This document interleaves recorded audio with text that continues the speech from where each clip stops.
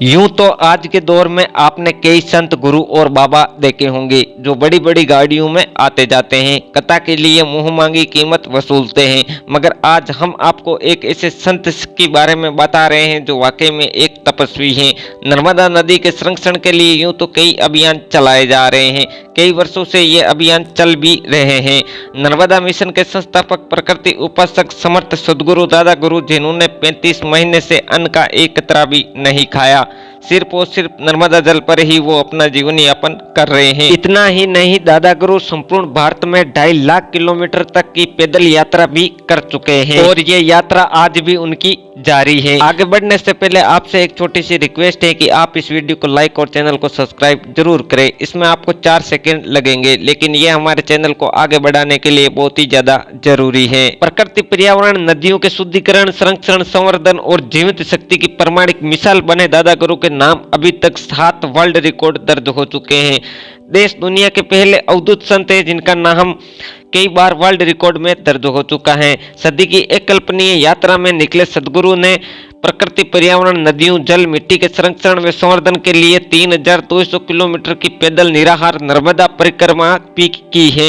यह देश दुनिया की पहली ऐसी यात्रा है जिसमें कोई संत प्रकृति, पर्यावरण, जल, मिट्टी के लिए निराहार चल रहा है। वे 3 बार रक्तदान भी कर चुके हैं। ज्ञान विज्ञान के लिए अकल्पनीय, अविश्वसनीय किंतु सत्य प्रत्यक्ष दादा गुरु की अखंड निराहार महाव्रत साधना देश दुनिया के लिए अब तक एक शोध का विषय बन चुकी है। पर्यावरण और मां नर्मदा के लिए अपना जीवन समर्पित करने वाले समर्थ दादा गुरु पिछले 3 साल से सिर्फ नर्मदा जल पर ही निर्भर है, लेकिन उनके चेहरे का तेज और आभा मंडल देखकर शायद ही आपको विश्वास होगा कि महायोगी समर्थ दादा गुरु ने धर्म के जरिए समाज को जोड़कर प्रकृति और मां नर्मदा के लिए अपना जीवन ही समर्पित कर दिया।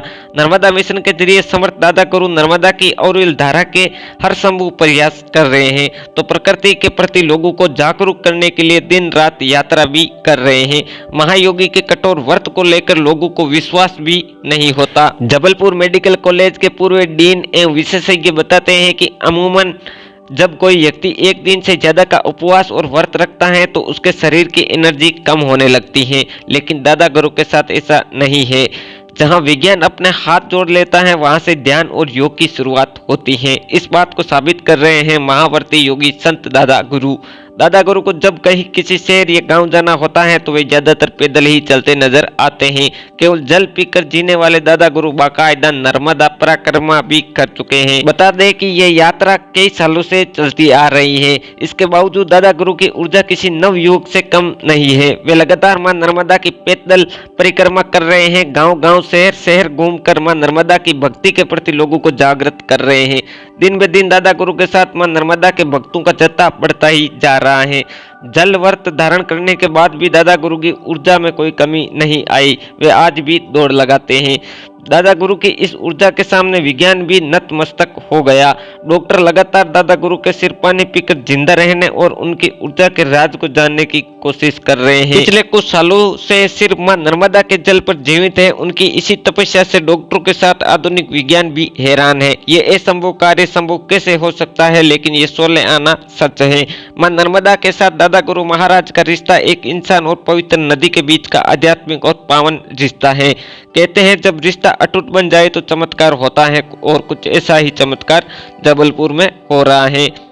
अन्न का त्याग कर जीवनदायिनी मां नर्मदा के बचाव और उत्थान का संकल्प उठाया था, और तब से लेकर आज तक अनवरत महावर्ती दादा गुरु सिर्फ मां नर्मदा के जल का सेवन ही कर रहे हैं। इस बात को हर किसी को आश्चर्य होता है कि आखिर कैसे कोई 35 महीने से सिर्फ नर्मदा जल पर ही जीवित रह सकता है। इस बारे में जब समर्थ सदगुरु दादा गुरु जी से सवाल किया तो उन्होंने कहा कि विज्ञान इस बात को नहीं मानेगा। मुझे पता था, इसलिए मैंने किसी से कोई बहस नहीं की, सीधे अपना शरीर ही विज्ञान को सौंप दिया। श्री रविशंकर ने भी लैब में टेस्ट करवाया और बाबा रामदेव ने भी पतंजलि लैब में हमारे शरीर का परीक्षण किया। दोनों ने ही इसे चमत्कार बताया।